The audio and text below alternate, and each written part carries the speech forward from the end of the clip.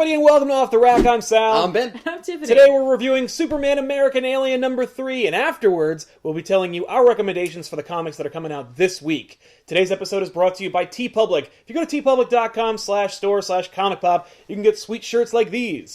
Every shirt you see is in the store. Whether it's our store or TeePublic's overall store, there's thousands of designs and lots of awesome stuff there. I also like the quality of the shirts. Superman American Alien was written by Max Landis with art by Jolie Jones. This is continuing the Clark Kent saga, out of continuity, of course. What'd you guys think of the book? It was really, really awesome. It was a fun book. I love the way it was told. And seeing Clark yell, "I'm Bruce Wayne!" I was having a great time. I laughed a lot. Yeah. A whole lot. It's really fun. This is the third chapter in, I think a 7-issue miniseries that Landis is telling about Clark Kent's life as a man/young man boy. Started off when he was 6, and then the second issue was when he was 17. Now he's 21. Each one has been its own incredible movie/series pitch. Yes. And this one's no different, but it wasn't for me as strong as the last two.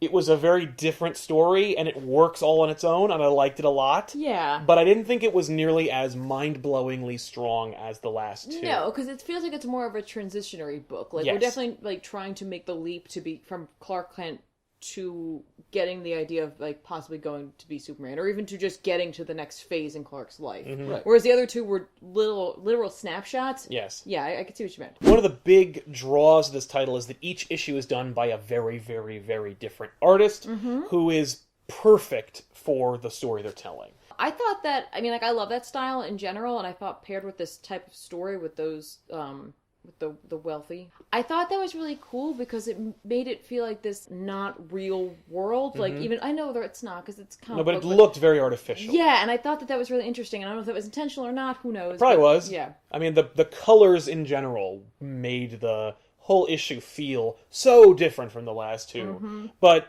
which is good because they're all supposed to feel different. But the art really threw me off in the beginning. Really? It did. I was like, what? Where are we going with this? But then I remembered the last two issues. I'm like, I don't care. Yeah. I gotta shut it off and just read it, and they were right. Yeah, let it wash over you. Yeah, it worked. Yeah, this felt like an early 2000s coming-of-age movie to me, where the person is really trying to find their independence and they're free for the first time. They're like, all right, I'm going to do stuff! Now, okay, I always thought the Marvel Universe was small, but the DC Universe, according to Max Landis, is the tiniest goddamn place I've ever seen in my life. And apparently everyone's super rich. Well, yeah, everyone that you recognize in the DC Universe Well, is super one of them really worked. Yes. Oh, yeah. So there's been a lot of confusion about the red-haired girl that Clark, I assume, has a one-night stand with in this story. Well, unless they just literally tumbled around in the sheets. Right, and took off all their clothes. Yeah, they had a tickle fight. Right, which just happens, But well, she did say a lot just happened. Yeah. Yeah, a lot of tickling. They could have had a tickle fight and a Nerf war. And a pillow fight. Yeah. Connect 4, there was a lot of things happening in that bunk. But as we delved into the book a little further, we found that it was actually none other than Wonder Woman villainous Cheetah? Yeah. Which is again, another character. But there's a million characters. This is the most DC-oriented issue of American Alien so far. I'm sure we'll only get more and more ridiculous. But I can't wait for the future when Clark and Wonder Woman fight Cheetah. Yes, and then he's like, ooh, hey, you know what? You handle this. I'm going to be over here. Foosh! Gone. Oh, I assumed he'd be like, hey, so how'd it work out being an archaeologist? Yeah, looks like, things didn't always work out the way you expect. It looks like you have, a cat cheetah powers? body. Yeah. And you're evil? Yeah. Interesting. Well, you want to have a tickle fight? but hey. In the early part of this book, we're dealing with Smallville. We have to introduce Clark to the outside world. This was an excellent way to do so. That's and true. And in doing so, we're actually really introducing him almost to the DCU. Yeah. Here it is, everybody. Exactly. Or that's cool. Yeah. I thought that's kind of neat. That's true. And I thought it was neat that it's characters you wouldn't expect. Yeah. He doesn't land on Lex Luthor's yacht. No. But that would have been fun, too. But you know what I mean? But for me, there were a couple of things that were just too on the nose. Okay. Number one, the most egregious for me was the end. Which, spoilers, Batman's at the end. Bruce Wayne is training and blah, blah, blah, and it's under Ra's al Ghul. Okay, you're going to do that angle, fine, whatever. And they have footage of the boat. But they have footage of the boat, and he calls him Son of Bat. Like, I don't fucking know who Bruce Wayne eventually becomes. Like, I have no idea who Ra's al Ghul is.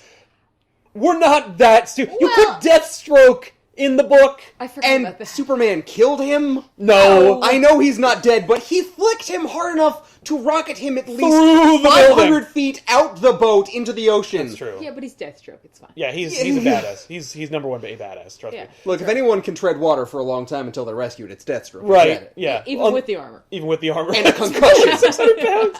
Yeah, okay, never mind, he's dead. But that's not a bad thing. I was just like, alright. Like, we just said 6 characters from the DC Universe, and then you had him say, like, man who will eventually become that. Will you look at this exposition for me? Like, I come on. assume that he calls him Son of Bat because, like, the bat is his totem. I know. And he is not yet the Batman. And also, he can't call him Detective, and it's kind of weird for Why? Ra's al Ghul to be like, hey, Bruce, Why? check this out. Because he's Ra's al Ghul. I don't know. Well, he's not gonna go. It's just alright, fine. Because he names his daughter Talia. That's awesome. It is awesome. I kind of figured he'd call him, like, Mr. Wayne or the Wayne Boy or something. Or if he called him Son.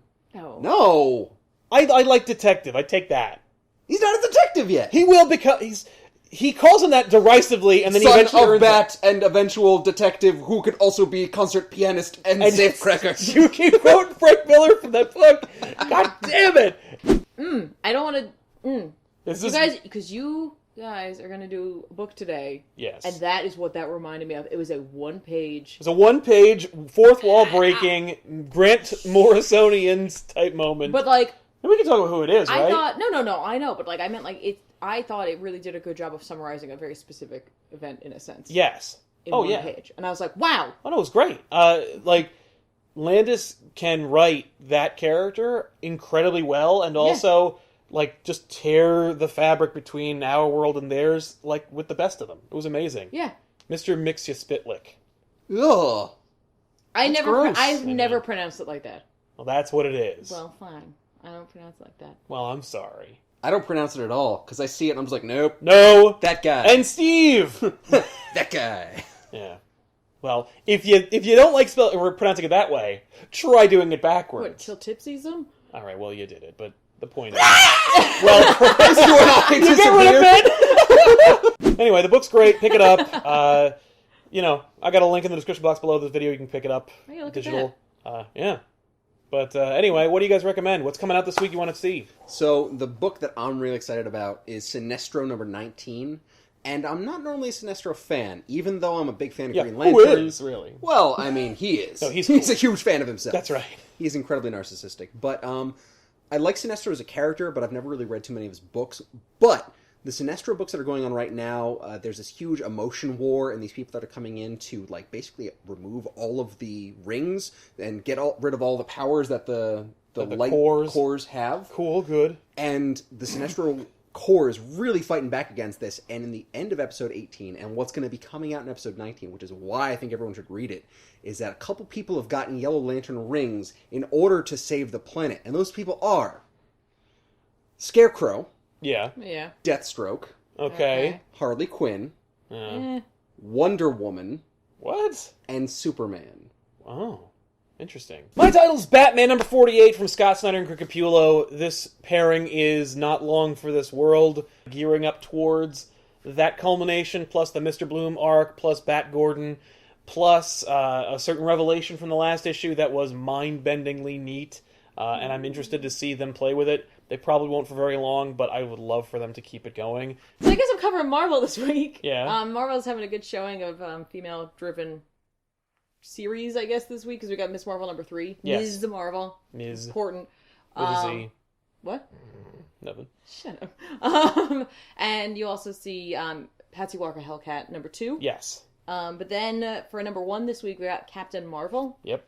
Which is going to be written by Tara Butters, as well as Michelle Fazekas. I'm Cool. sorry. With art by Chris Anka. Writers are the team behind Marvel Agents of S.H.I.E.L.D. Oh. I'm sorry, Marvel's Agent Carter. Oh, okay. Which is Oh, why nice. it's a The show? Yeah, the show. Oh. This is like their debut into actual comics. Good luck. Here's the reason I'm excited for this. You know me. I like Abigail Brand, Yes. and I dig Sword. And Captain Marvel is going to be a part of Alpha Flight, which is going to serve as Earth's first line of defense against aliens. Oh, cool! So I was like, okay, well, fine, you just took care. You just took my favorite, green-haired, glasses-wearing, job, sarcastic, hard-ass chick right out of there. So I'm interested to see how Captain Marvel fares, because it's going to be, like, diplomacy and fighting. Yeah. So I think that's kind of neat, because, like, she's great, but let's be honest, like, she's, she could have her moments where she's kind of a bull in a china shop, you know what I mean? So I like the idea of the juggling act that she's going to have to do. I saw her in A-Force, and she did a nice job. She was already in that job, so. Oh, cool. Hey guys. Yeah? Dig those shirts. Yeah, Thank I like you. them a lot. Where'd you get them? I got them over at tpublic.com/store/comicpop. tpublic.com/store/comicpop. That's right. right. tpublic.com/. Go to tpublic.com for your shirts. We'll see you guys next time in another episode Off the Rack. I'm Sal. I'm Ben. And Tiffany. Thanks for watching. They're really comfy. I like